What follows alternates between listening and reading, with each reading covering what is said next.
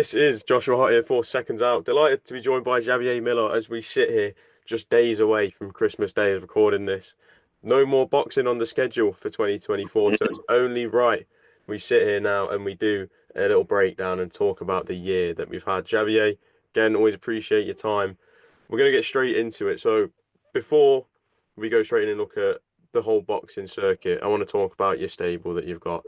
It's something that I feel like is only right. It's only right that we talk about these guys that you're bringing up. How happy are you with your stable here at the end of 2024? Definitely really, really happy the first half of the year. Second half hasn't been so great, and that's due to opponents getting injured or cancellations and then rescheduling fights and so on and so forth. So no fault of any of my fighters. It's just the way it goes. It started off so well, picked up a couple of titles, won a fight and a fight eliminated for an English title as well. So it looked like towards the end of the year I was going to pick up maybe another three belts, but it didn't work out that way. So, but we'll pick it up beginning of next year. But really happy with the stable I've got, and yeah, already involved in a couple of big shows in January with obviously Jesse Brandon first out. Ez Ergel out on a Warren Boxing Management show on the 11th of Jan, and then Jesse Brandon on the 31st of Jan on a matchroom card. Well, it sounds very good. What would be your highlight of the year within the stable?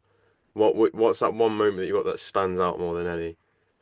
I think Alfie Clegg winning his IBO U4 title was a big one for him because he's done a lot of work in his community. He's got a really good following of young kids. He does all his PTs. He runs his own gym, and I think it was a great moment for him and his dad, for them to win their first title and bring it back to Guildford. And everybody in the city knows exactly who he is and what he achieved. And yeah, he gained a lot of confidence from that. So I'm expecting next year to go for some of these domestic titles now. But yeah, that was definitely a standout. I think Yusuf Kamara's performance against Kirk Stevens was really good, especially considering the fight was off on a I think on a Friday, the week before the fight. The fight was off. For I won't go into details, but on Monday morning the fight was back on. So he had to maintain the weight. There's some issues here and there, but Yusuf always professional, and he stopped Kirk I think in about 8 rounds. And dropped him a body shot on route as well. So, Yusuf now is looking like he's about to reach his peak, his prime. So he looks really good. That was a good performance. And who else? There's been so many, performances. I think Amar Kayani has done pretty good. He's had a couple of fights this year, a couple of six-rounders, more of a tick-overs, but next year he'll be going for titles. There's just so much guidance stable at the moment as well. Ahmed had him going for a title next year. Bit quiet this year, obviously, with the pull out of his fight as well. But yeah, I think those ones are really a standout. And obviously, Ergel Elazad, my heavyweight, been out three times this year, coming off an injury, and yeah, looking really really good, explosive. Last time at a first round knockout. So yeah, there's been some really good performances. Just want more belts. I always gauge my year on belts, man. Well, we look forward to 2025 where we see a big collection of belts, hopefully for the stable. Uh, 100%. Time to turn over now and look at the broader boxing landscape and just assess the whole year. So I've got a few little categories. I'm going to ask you, and I want you to give your number one for each category. So I'm going to start off with the best moment of the year. When we look at the whole boxing landscape, what's that one moment in this sport that has stuck with you and is that highlight for you? I think Don Charles winning that world title with Daniel Dubois stands out because obviously I'm very, very close to Don. He's like a mentor to me. So I've seen him go through hell and back with boxing. And yeah, that moment for me, like, when they won the fight, I was looking at Don more than Daniel because I know Don very well. So I was very, very happy for him and the team. I think that moment to me stood out more than anything else. And I think Usyk beating Tyson Fury and becoming undisputed in the second weight division. I think those two are the highlights. Those two are the two highlights for this year. I think. What is it about those moments? Obviously, we know the one with Don Charles because we've spoke before about your relationship with Don. But what is it about Usyk becoming undisputed that ranks so highly? Yeah, I think it's because of I grew up watching Evander Holyfield and watching him. I think he was light heavyweight in the Olympics. Then He was the first one out of that amazing Olympic team, probably one of the greatest American teams ever. With like to Mark Breland in there. Just too many good guys. Meldrick Taylor, and he was the first one out of there to win a world title against Dwight Muhammad Cowie, 15-round war, and then went on to be a undisputed cruiserweight champion, undisputed heavyweight champion, regained the heavyweight title 4 times, surpassing Muhammad Ali. So when Usyk was coming up, I was a big fan. Undisputed cruiserweight, and it was just I think it's a major achievement to come up from cruiserweight to heavyweight, because remember there's no cap on weight at heavyweight. So whether you come in as a small cruiserweight or a big cruiserweight, you've naturally got to give away a lot of weight to the bigger guys. And yeah, for all the weight divisions, jumping through all the weight divisions, there's a max and there's a cap. As I say with the heavyweights, it's a lot. It's a lot. You look at the difference in size between the two of them last night. Fury is massive compared to Usyk, and yeah, that's why I was just amazed at what he's been able to achieve. He's not the biggest puncher, but technically he's just so sound, southpaw stance, and big moment. And I think he might be the first undisputed southpaw, unless Michael Moorer was the first when he beat Evander Holyfield. If Evander Holyfield had all the belts, and I think he might have, Michael Moorer, but then went on to beat Evander Holyfield, and he was the first. I think he was the first southpaw heavyweight champ, but I don't think he was undisputed. So Usyk might be the first southpaw undisputed. It's he's ticked a lot of boxes here. So I think those two moments that year, this year stood out for me. Well, we go on to fighter of the year. Who's been your fighter of the year? Who's impressed you the most? I think you have to go with Usyk beating Tyson Fury twice. You have to. To me, he's pound for pound number one at the moment. Even though Terence Crawford is my favourite fighter, fair is fair. When he beat Spence, I think that was the year before, wasn't it? It's been a while. Yeah, that was 23. Yeah, it wasn't this year. So this year you've got to give it to the guy who's beat the other elite guy, or the other guy with the belts, and that's been Usyk. I think Inoue is outstanding as well. I'd like to see him go up and really challenge himself. Manny Pacquiao went up through the weights. I don't see why Inoue can't go up there. As far as even fighting someone like Tank, I would like to see that. But yeah, you got Usyk for me, number one this year. What about fight of the year? Fight. Oh my god. Throw me out some fights. It might be a bit easier because Right, I'm trying to think. I think underdog contender, but one that I was there for, Lee Cutler versus Stevie McKenna last week in Liverpool. That was a great fight. But if we're going to look on more the main scale, mm, Better Bivol. I liked it, but I wouldn't. I don't think I'd watch it again though. It wasn't that. It didn't really do it for me. I thought it was okay. Chisora versus Joyce. No, that was fun.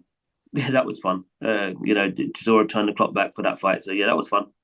Uh, Um, I'm just trying to think there's of been so many good ones. Just I can't off the top of my head right now. I can't think of them, but there has been some good fights. I think Brad, was Raymond Ford and Kolmatov or no, Nick not the Ball. comic one. The Nick Ball, Raymond Ford and Nick Ball. That That was was a really this good year. fight. That was a good fight. I thought Boatsi's last fight against what's his name Hutchinson. again? Yeah, that was a good fight. Hmm. That was a good fight. There's been quite a few. It's just yeah. I wish I had a list in front of me and I would have then just read them off, but can't think of them right now. I think another one we could chuck in there if we look on the domestic scene. I think you could probably say both fights between Brad Pauls and Nathan Heaney. I think some of those were quite good. They were good fights. I think Denzel Bentley v Brad the other day was a good fight. That was a good fight as well. Yeah, there's been some really good ones. Oh, actually, no, there's another kid. Is it Echo Esserman? Not his Oh, last come fight. on now. The We're one getting into before. great territory here. Yeah, the Oh, not Esserman. not yeah not Both the both of not his the last fights this fight. year. The one before when he got dropped really Owen heavily Cooper. and he came back and stopped the guy.